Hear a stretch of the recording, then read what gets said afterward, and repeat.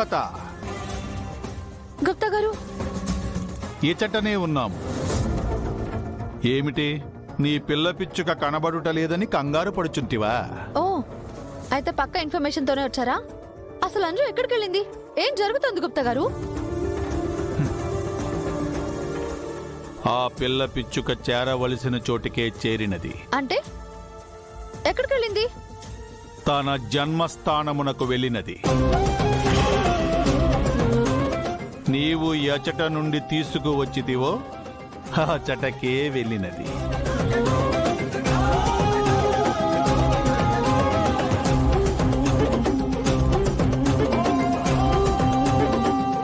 కోల్కతా వెళ్ళిందా?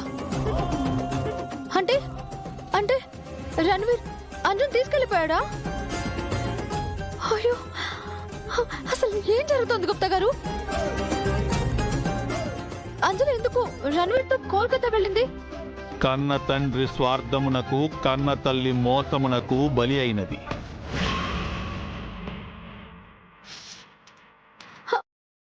ఏం మాట్లాడుతున్నారు మీరు? వాళ్ళిద్దరు అంజుని ఏం చేయబోతున్నారు? నా పాపకి ప్రమాదం లేదు కదా? జరగబోవున్నది లలాటలిఖితము. నీవెంత బాధపడినను జరగవలసినదే జరుగును. కన్న ప్రేమ ప్రాణమును కోరుచున్నది. పెంచిన ప్రేమ ప్రాణములను పణముగా పెట్టైనను ఆ పిల్ల పిచ్చుకను కాపాడవలనని చూచుచున్నది. ఈ వింత కథను చూచి ఏమి అనవలనో తెలియటలేదు.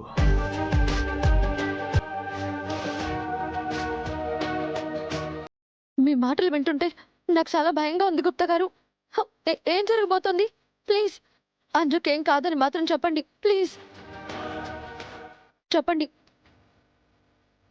ఏమీ కాదు. సంతోషమేనా? అమ్మా, చాలు, అది చాలు గుప్తా గారు. నా అంజుకి ఏం కాకుండా ఉంటే అంతే చాలు. ఆయన వెళ్ళి ఎలాగైనా రణ్వీర్ని మళ్ళీ అంజు జోలికి రాకుండా చేసి మరీ అంజుని తీసుకొస్తారు.